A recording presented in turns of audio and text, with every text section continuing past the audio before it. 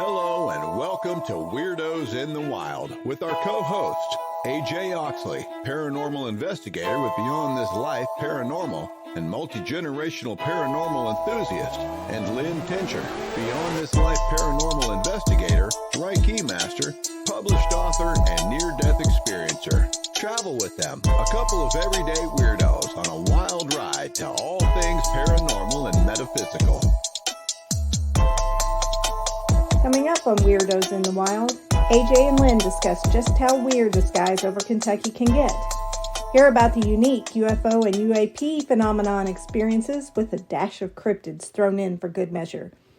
First, here's a word from our sponsors. Hydra Publications is the best place to find great genre fiction, including paranormal and horror, including the supernatural Taker of Morrows by Stephen Paul Sayers, Dearly Departed, a paranormal romance by Rachel Rawlings, Terror on the Tundra, a monster vs. small town book by J. Esker Miller, and The Devil's Mark, a Paige Aldridge and Victor McCain crossover novel written by Lynn Tincher and Tony Akery, featuring characters from the mind-bending and Hand of God series. Find these and other great books at hydrapublications.com. Do you struggle with depression, ongoing medical issues, or have you experienced past trauma? If you have, please consider the help of energetic healing. At Dragonfly Pond Holistic Services, we utilize Karuna Reiki, crystals to align and heal chakra function, meditation, and sound healing to address these issues and help in your healing process. To learn more about energetic healing and how to contact us, visit our website at dragonflypondenergy.com.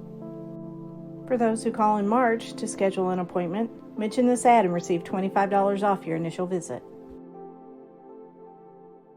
Welcome back, everyone, to Weirdos in the Wild. This is AJ. This is Lynn.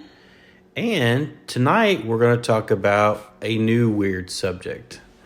One that we don't have a whole lot of personal experience with, but definitely one that we are definitely intrigued by the weirdness. And we're going to talk about UFOs tonight. I think that most folks know the most famous UFO case is the New Mexico case in Roswell, where supposedly a UFO crashed and the Air Force confirmed that they had a craft and bodies of aliens. And then very short time later, changed their official story and said, no, we had a weather balloon. You know, there are lots of other stories that those little green men ended up in Hangar 18 in Dayton, Ohio. And that's where all of the reverse engineering happened. And, there's the Area 51 claims and the famous, or I don't know if you want to call, or maybe infamous, depending on what you want to call this gentleman, Bob Lazier, who claims he actually worked side by side with alien beings and reverse engineered several types of craft and beings and information that was able to be gleaned for that was used for the military. Everybody, I think, has their opinion. Yep. I have two personal friends that were stationed there. Neither At one Area of them, 51? Yeah, Oh, and okay. neither one of them are allowed to talk about it. Not a Yeah. word to this day, and they've both been out of the service for a long time. Yeah. But they did say, the only thing they would say is you wouldn't believe it. Yeah. So. Well, there's a lot of other secret work that was done there but who knows about the little green men? Well, that kind of brings us to our subject today. Again, we've asked this in our other podcast. If you've had an experience with a UFO or any other type of weird objects or weird things in this world, let us know. Go to our website, weirdosinthewild.com. Say that 10 times fast. Yeah, weirdosinthewild.com. And let us know. And maybe you can be a guest on our show sometime. As I think most of you know, we are in Kentucky. And so we're going to talk about some weird UFO things that have happened in Kentucky. As many of you know, Kentucky is famous for a lot of weird things, in addition to our Kentucky Fried Chicken. not only ghosts and other things like that, but we have a lot of UFO activity here as well. Yeah, and we're going to go through some of those, and they go from one end of our state to the other. We all know that there's strange things that happen in eastern Kentucky, but there's just as many strange things that happen in the far western part of our state as well. Ghosts, cryptids, and now we're going to find out about UFOs. So we're going to start out, and we're going to talk about a famous abduction case that happened in 1976 near Stanford, Kentucky. 3 ladies, we actually have their names, Mona Stafford, Louise Smith, and Elaine Thomas, were driving along a back kind of road called Huntsville Road in Stanford, headed home to the home of one of the ladies, Louise Smith. And things kind of got strange on their way home. They were driving along, and it was all at once the car kind of began driving as if it had a mind of its own and accelerated up to 85 miles an hour, even though the driver, who was Mona Stafford, was trying to hit the brakes at that time. And that's when the story goes that the 3 ladies saw red glowing lights on a UFO as it descended from above them, and that it emitted a bright light with as they described it, a gaseous, hazy glow to it. And it stayed very close to their car, and they described it as a disc-shaped metallic with a dome on top, and red lights on the top and yellow lights on the bottom. And those lights on the top and the bottom were both blinking. After that, their stories get a little vague because they actually lose time. And this is kind of a theme I think most people know that happen in abductions. They report that they, at some point, found themselves in the car, still driving down the road, but now they're at a normal speed. But the 3 ladies were covered in some sort of burns. When they reached the destination, which was Louise Smith's house, they realized that they had lost approximately 2 hours of time. They did contact the police soon after, and this story actually became a nationwide story and was actually investigated by several UFO investigators, and they did find some strange, verifiable phenomena connected to the women, which these are very odd. Mechanical and electrical devices stopped working when the women were holding them. The one lady's pet bird went crazy and was fearful of her from then on and wouldn't allow her near it. Animals know. Yes, animals do know when weird things happen. Yep. All 3 of the ladies took a polygraph test that was administered by the Lexington Police Department, and also took a number of hypnosis sessions.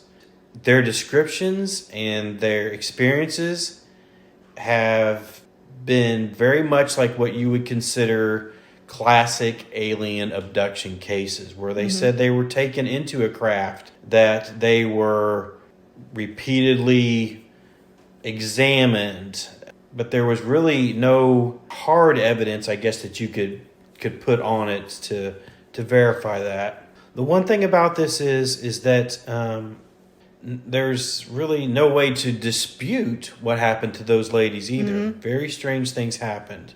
These ladies didn't want the fame. They didn't want the notoriety. Right. They didn't want the news that casters that came around them.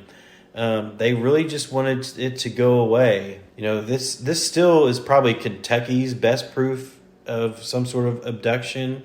Actually, one of the earlier ones we're going to talk about. But actually, we have one that's actually earlier than this that has to deal with a sighting that was done by Kentucky National Guard. Wow. So what do you think about that first one? That one is like nightmares to me, because I remember being little and watching a lot of shows on alien abductions, and I remember being, just terrified that something like that was going to happen. Thankfully, to my knowledge, it never did. I don't have any memories of it whatsoever, but I can't imagine what those poor women went through.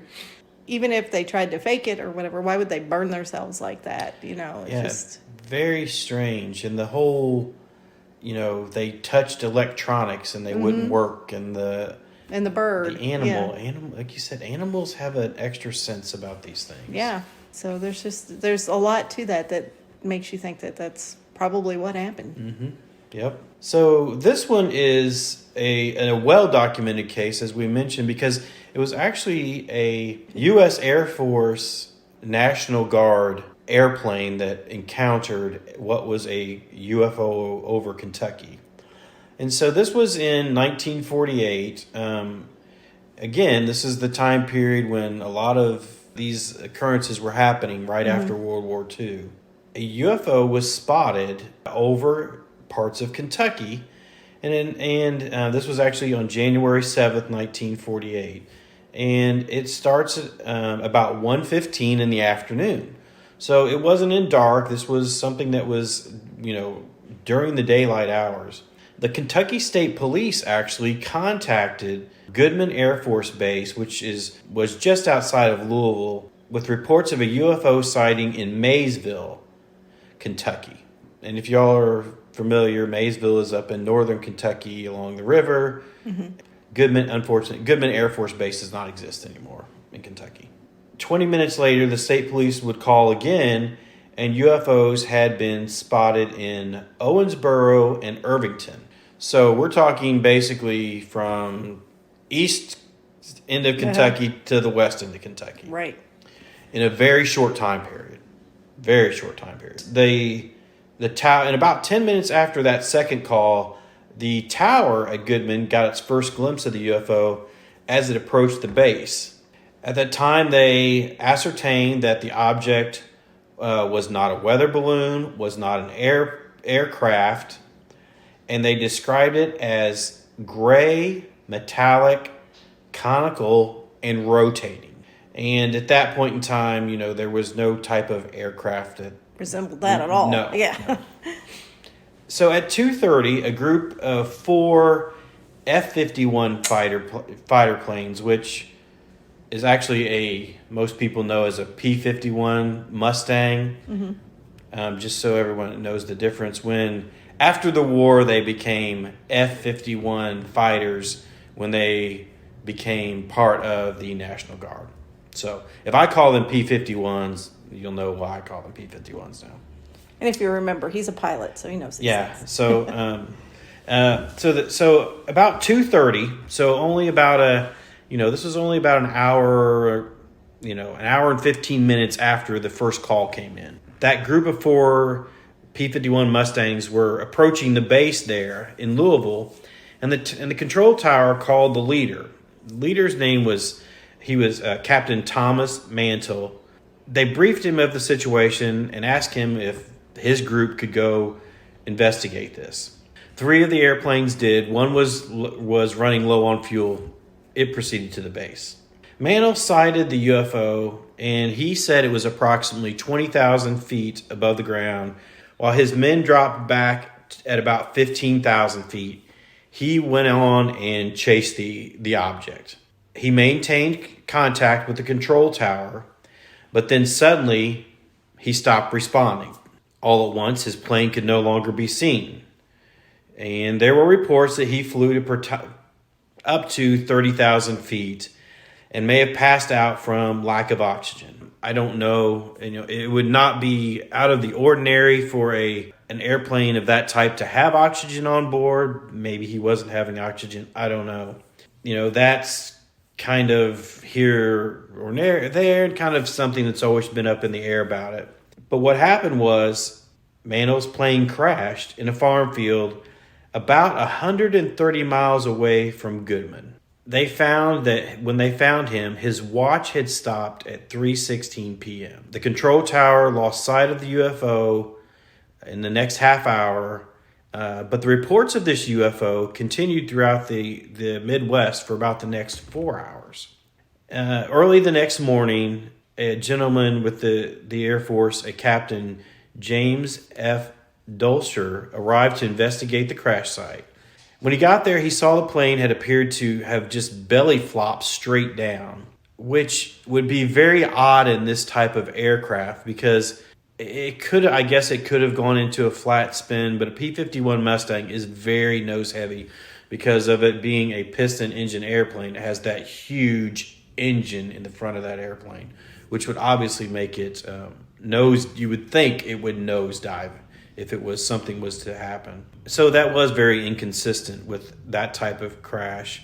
And there should have been damage to the surrounding area. It should have, and it said, but it as if it just came straight down. So there was no damage to trees, ground.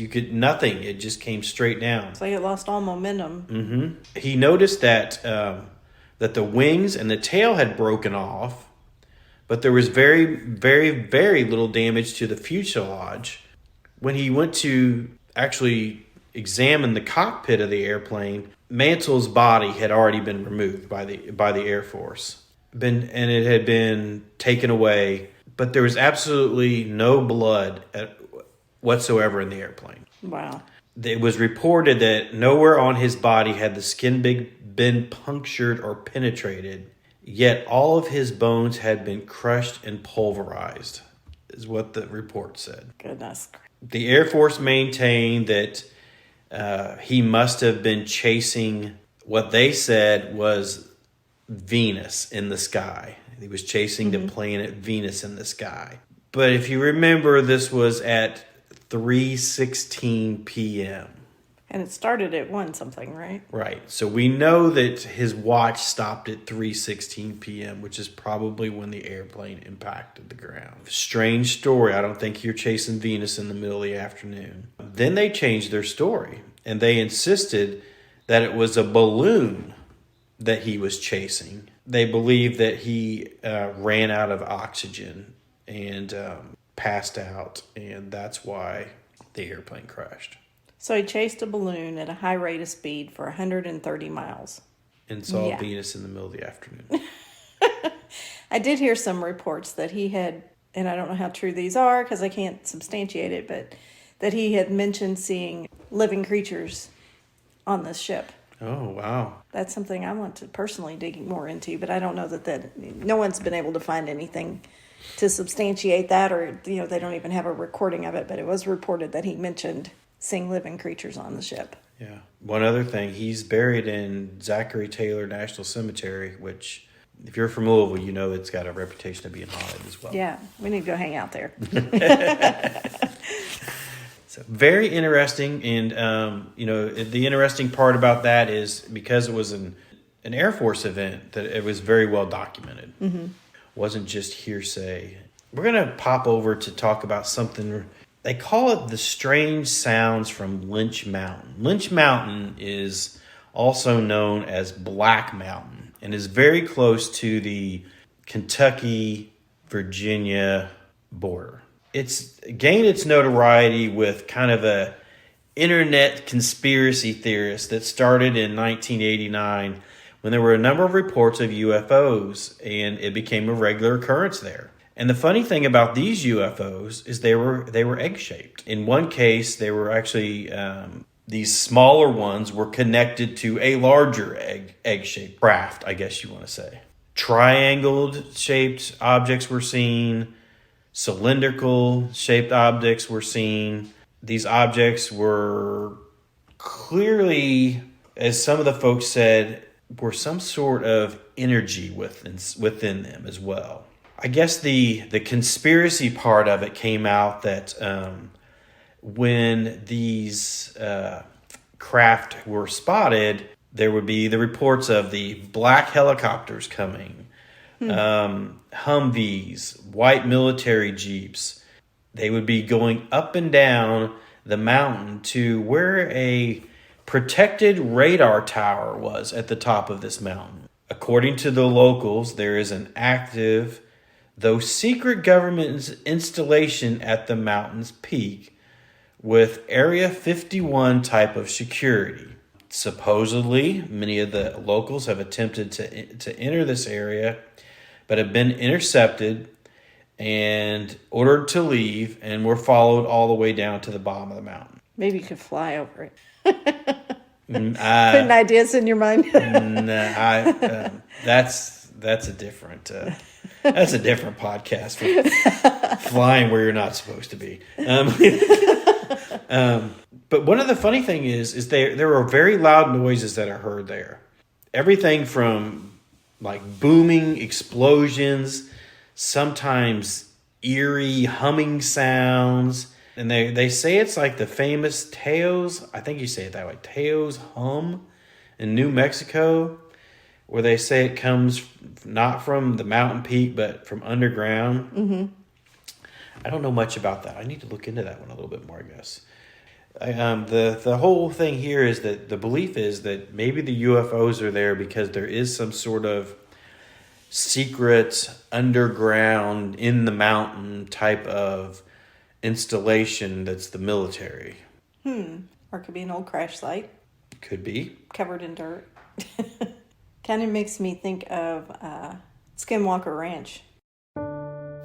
Hydra Publications is the best place to find great genre fiction, including paranormal and horror, including the supernatural Taker of Morrows by Stephen Paul Sayers, Dearly Departed, a paranormal romance by Rachel Rawlings, Terror on the Tundra, a monster versus small town book by J. Esker Miller, and The Devil's Mark, a Paige Aldridge and Victor McCain crossover novel written by Lynn and Tony Akery, featuring characters from the mind-bending and Hand of God series. Find these and other great books at hydrapublications.com. Do you struggle with depression, ongoing medical issues, or have you experienced past trauma? If you have, please consider the help of energetic healing. At Dragonfly Pond Holistic Services, we utilize Karuna Reiki, crystals to align and heal chakra function, meditation, and sound healing to address these issues and help in your healing process. To learn more about energetic healing and how to contact us, visit our website at dragonflypondenergy.com. For those who call in March to schedule an appointment, mention this ad and receive $25 off your initial visit. Welcome back to Weirdos in the Wild. Before we return to our program, AJ and I would like to take a moment to remember my brother John Tincher, co-founder of Beyond This Life Paranormal, and Alan Oxley, AJ's father. Both passed away just before we recorded our first episode. Each and every episode going forward, from this one on, will be in remembrance of them. Thank you.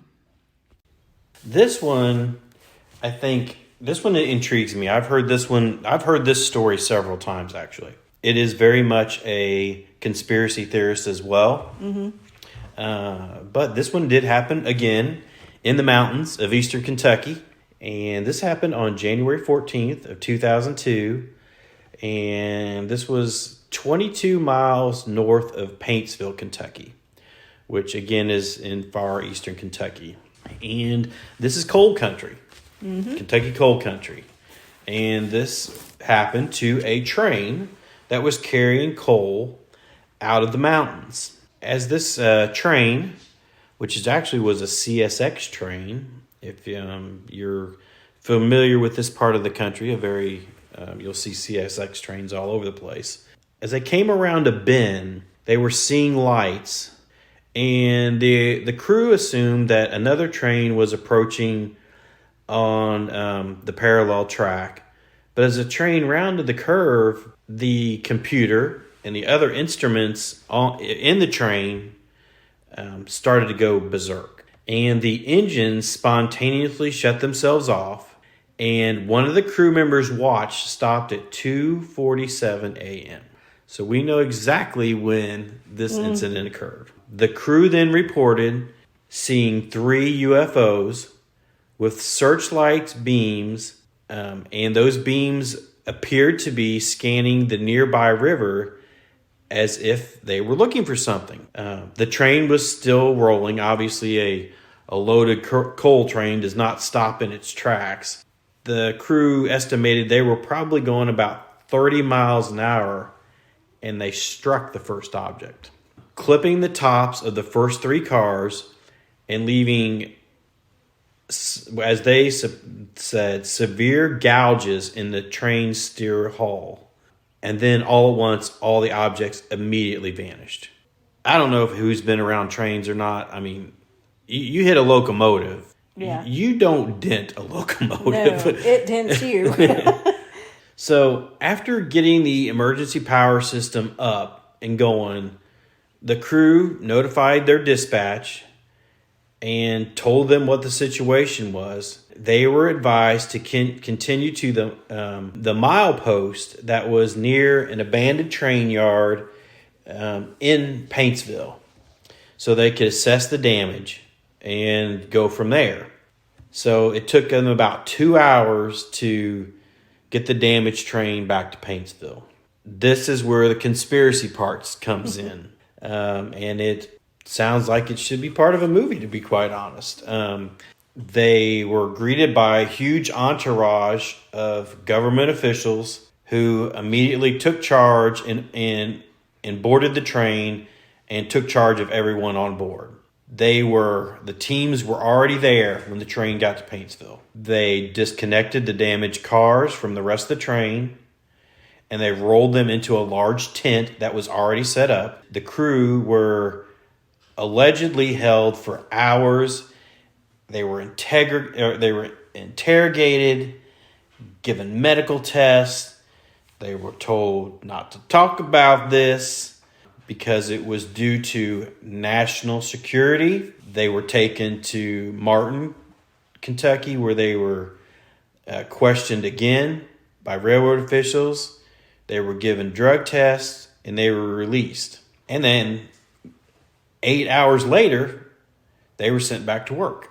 They noticed as they passed through Paintsville again, the tent, the vehicles, the people, the train cars, all gone in Paintsville. No sign of anything. When they got to the spot where they hit the UFO, all cleaned up. No coal spillage, no evidence of anything whatsoever. So, if this is true, it would really be interesting to see, or to me, number one, what happened to that train, the actual locomotive, but also what happened to that craft that was hit. Right. They described the craft as being silver with multicolored lights on it. It was approximately 18 to 20 feet long and about 10 feet high. So coming back, I'm thinking of, they rolled the cars into a tent. Did they have tracks set up to get the cars into the tent? Because I can't imagine them just rolling train cars across a field. I'm guessing that if they pulled them into a station or what did they say it was? The abandoned Paintsville yard. So I'm guessing. Oh, okay. So I'm guessing they had it all erected over a set of tracks. Yeah, at an old train yard. So we're working in cahoots. You know, that one makes you wonder again. Is that the whole conspiracy theory? Uh-huh. Strange things happen in eastern Kentucky. Oh yeah, those Appalachian Mountains. So we're going to talk about a different one. One more here. Well, no, we got 2 more. I like this one because it's different. And instead of being flying saucers or flying discs or triangles, it's flying squares in the sky. And square objects don't usually turn up in UFO lore, but they do in Kentucky. That's right. So this was in the 80s. So in 1985, over Berea, Kentucky, not far from where the Bluegrass Army Depot is, glowing cubes were seen silently hovering over Berea. Those who saw them gave wildly varying guesstimates as to their size, but they all agree what they saw in the sky was square, not an egg shape, not a triangle, and for sure not a saucer. In July of 86, a square UFO was spotted over Oneida by multiple witnesses, including a restaurant owner and a forest ranger, who described it as being square and having rows of red lights on two of its sides. And they said it could travel at very high speeds and then very suddenly slow to a hovering speed. Very strange. Obviously we know that conventional aircrafts can't go from a very high speed to a very slow speed, hovering. And then in 1999, there were a number of square UFO sightings in Richmond, Kentucky, which is not far from Berea, where the 1985 sightings were. Mm-hmm. And some of these reports describe the object as cube-like, but others also described it as a flat platform, or at least something with a base that appears square when viewed from below. So it sounds like a pyramid, maybe. Yeah, so it's almost as if people were seeing this directly from below. One witness said he saw it flying so low and got a close-up look at it that he said he could see a place on the bottom where, in his words, I guaranteed you the landing gear ejects from. Wow. Too bad he didn't have a smartphone back then to get a picture. He also said, I don't think they're meant to go far because square planes aren't aerodynamic, I think they're small and probably only have one man inside. I don't think they're UFOs. I think they're man-made. I'm sorry. So when you were first talking about it, I was thinking of Chinese lanterns, if maybe that could be some, but I don't know that even a Chinese lantern riding a wind wave or something could go that fast and then just stop. It's, it being a square object is just very, very interesting to me. There was some pictures. Of course, they're blurry, but what they're claiming to have photographed is a square object. Especially as me as a pilot, I agree with this guy. Yeah. Square objects are not meant to fly. No. And you don't normally run into them in the sky. No. So we're going to talk about one more. And this was a case that happened in March of 1993, in which two Louisville police officers who were helicopter pilots were part of the Louisville Air Police Unit. They spotted what was a UFO, and they kind of chased it, and supposedly the UFO kind of chased them back a little bit. This happened to, as again I said, two Jefferson County Air Unit police officers. They had what was you might consider a 2-minute dogfight with a UFO during a routine helicopter patrol over parts of Louisville on a Friday night. Where this happened, from where Lynn and I are sitting right now, if you were to draw a straight line, it's probably 5 miles from here or less. Wow. Because it happened at the GE plant. The GE plant. Yeah. So the two officers were also, and this was also witnessed by two officers that were on the ground as well. The two officers on the ground say they spotted the object. It was a glowing pear-shaped object. It literally flew circles around the helicopter, even though the helicopter flyers say they were moving at about 100 miles per hour. So whatever this was flying circles around a moving helicopter. Holy cow. In one of the moments, both the aircraft were hurling towards each other, and the UFO shot 3 basketball-sized fireballs out of its middle. All of the officers said the fireballs fizzled out into nothing. And the officers that were involved really have not said much about whatever happened to them that night.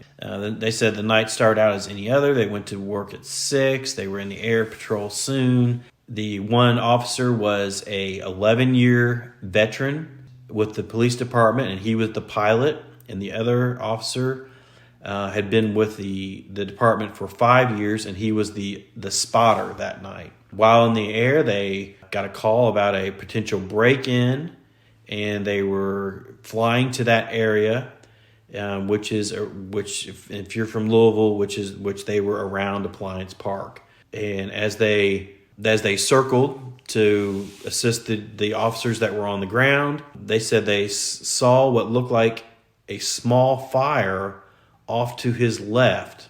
He soon realized that it wasn't a fire, so they shined the spotlight from the object toward this object, which began to drift back and forth like a balloon.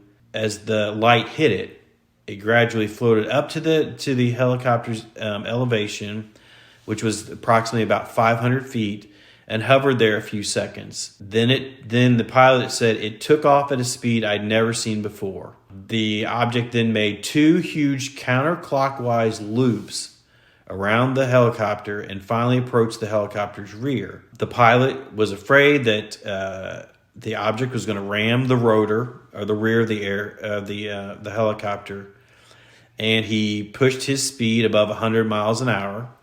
The UFO shot past them and then instantly climbed hundreds of feet in the air. It then descended again and flew close to the helicopter. The pilot then tried to close the gap on the object, and it again flew away. And the UFO approached on a parallel path. That's when the 3 fireballs burst out of the object. The pilot said he was scared by that by those I would imagine by what happened, and he banked away from the object. He said when we came back around, it was gone. When they had got back to the airport, they called the control tower at that point in time it was called Stansford Field, which is now Muhammad Ali International. And the radar had spotted nothing. They also called the dispatch, the county dispatch for the police, and nothing had been reported. But there was the 2 officers on the ground that did observe this as well. To this day, none of them have any idea what it was. It's an interesting account that was observed by 4 police officers, 2 in the air, 2 on the ground. I wonder what the fireballs were, because it's not like it went and hit anything to do any damage. It was almost as if it tried to just scare them off. Right, like little warning shots maybe, or maybe it was part of its expulsion system. Maybe. I don't know. That's interesting. It was weird that it came close to them and went around them twice and then went behind them. It was almost as if it was trying to gauge what it is. What is this? Yeah. What is this flying around here? That's interesting because, like you said, it's like only 500 feet off the ground. Mm-hmm. So those are our Kentucky stories for UFOs. Again, if you have any that you'd like to share with us, we'd love to hear them. Yeah, because especially now that things seem to be picking up. It's actually making news. I've heard rumors from other people that more stuff's going to come out, and we got the Skinwalker Ranch thing going on. If you've got anything especially recent, because it seems like it's happening again, let us know, because we'd love to share your stories, or feel free to leave comments on our Facebook page, or some of our other avenues on the podcast itself, whatever. Let us know, because we want to find out more. We do. We love all things weird. We do have one other that we could talk about here. Lynn and I have looked at this one, and we seem to think it is more of a cryptid as opposed to some sort of alien creature. This happened just outside of Hopkinsville, Kentucky. So we're going to go back to the west end of Kentucky again. This began with some strange lights in the sky, and this was from Elmer Lucky Sutton and his family, as well as they had a house guest at that time, Billy Ray Taylor. And this is what they experienced. So again, this happened by starting out with some strange lights in the sky. Around 7 o'clock in the evening, the gentleman first really didn't pay much attention to it. So about an hour later, they went outside to investigate why the family dogs were barking. Right on cue. Thank you, Coco. And as they did, they went outside to investigate why their dogs were barking. What they say they encountered was an enormous humanoid figure with elephant type of ears but pointed, luminous eyes, horrible hands with long webbed fingers and sharp talons. Sounds like a goblin to me. They said the creature was metallic silver, but they could not determine whether it was skin or clothing it was wearing. Being good old boys from Kentucky, what did they do? They shot it. They grabbed their guns and started shooting. Hold my beer. I'm going after it. They said as they shot the creature, it did somersaults in the air and cartwheeled itself off into the woods. That's a sight to see. So while they were discussing what they had just done and whether or not they had wounded whatever this creature may have been, another, what they said, taloned hand came and reached down from above their porch roof and tried to grab them. Oh my goodness. So they shot that one too. Only to find they had a third beast in a nearby tree. And then what they said, gradually more and more creatures were coming toward the house. And they were clawing in the doors, peeking in the windows. Sounds like a bad horror movie, right? B rated or B, whatever it is. And but for several hours that evening, they were held in their house by whatever these creatures were, and they kept shooting at them until basically they ran out of ammunition at approximately 11 o'clock that night. And supposedly what they did then was they made a break for their car, and they headed for Hopkinsville, and they went to the police station. After they had convinced the sheriff that something had gone on, they actually put together, I guess what you want to call a posse of state police, citizens, local police, and some press went with them as well. Of course.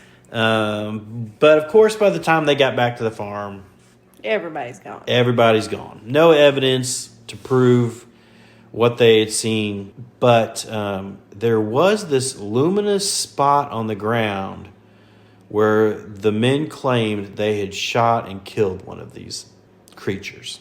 They did some more hunting that night to see if they could come up with any more evidence, but they called it off. But in the morning, more police, detectives, reporters, the nosy neighbors, they all showed up. Still, there was no tangible evidence of any type of creature to be found. That luminous spot that had been there the night before was gone.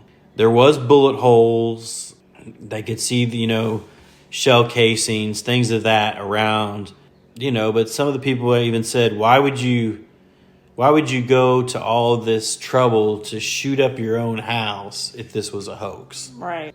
So what happened next really was kind of a media circus, and the family was actually, kind of embarrassed, and said they were trying to profit from this. They were trying to profit from this story, is what the media was saying. Again, if it was a hoax, it was pretty elaborate hoax, because all in all, there was 7 people involved, and they all kind of came, and they all had the same story, right? From the gentleman to the children. So, obviously there's been a lot of skeptics here in this, and in the years, since then, this kind of led into a a legend which has been called the Kelly creatures, and it actually turned into, like I said, kind of a local lore myth kind of thing. Now there's actually a festival that's held in that area that's called the Little Green Men Festival. And it's held every year to commemorate the incident. Actually, I looked this up. I don't believe that this festival, or from what I could tell, I don't think that it exists anymore. I think that after COVID, I think that it ended. Right. But Lynn, I mentioned at the beginning of this is that you and I talked about this. This does not sound to me like a UFO or a little green man, as they like to call their festival here. To me, this sounds like a cryptid. I agree. It sounds a lot like a goblin, or what's some of the other things like that, like creature from the Black Lagoon almost, with the webbed fingers. They said the strange lights, and there is this phenomenon that people see these lights around Bigfoots and dogmen. I kind of wonder if, when I first read this story and read the whole story, that's what I thought was, I wonder if this is a cryptid as opposed to a UFO, because there was actually, in the whole story, there's no mention of a craft. Right. The only thing that even remotely makes you think that is they're talking about it being silver, possibly silver clothing that they couldn't make out or whatever. And the funny thing about that is there are reports of gray Bigfoots. I did not know that. Yes, Bigfoots can be in lots of different colors, and there are reports of gray Bigfoots. So I thought this was interesting. It's part of Kentucky UFO lore, but I really think this is a cryptid. I tend to agree with you here. Yep. Well, I hope everyone enjoyed this walk down UFO lane in Kentucky with us. Again, if you have any stories you'd like to share with us, we would love to hear them. Lynn, you want to take us home? Keep it weird, y'all. Hydra Publications is the best place to find great genre fiction, including paranormal and horror, including the supernatural Taker of Morrows by Stephen Paul Sayers, Dearly Departed, a paranormal romance by Rachel Rawlings, Terror on the Tundra, a monster versus small town book by J. Esker Miller, and The Devil's Mark, a Paige Aldridge and Victor McCain crossover novel written by Lynn and Tony Akery, featuring characters from the mind-bending and Hand of God series. Find these and other great books at hydrapublications.com. Do you struggle with depression, ongoing medical issues, or have you experienced past trauma? If you have, please consider the help of energetic healing.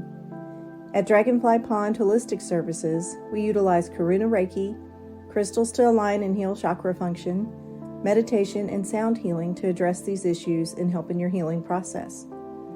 To learn more about energetic healing and how to contact us, visit our website at dragonflypondenergy.com. For those who call in March to schedule an appointment, mention this ad and receive $25 off your initial visit. Thank you for joining us at Weirdos in the Wild. Please show us some love and support on our Patreon account at Weirdos in the Wild. Like us on all of our social media. And if you've had an experience you'd like to share with us, visit our site at weirdosinthewild.com. Until next time, keep it weird, y'all.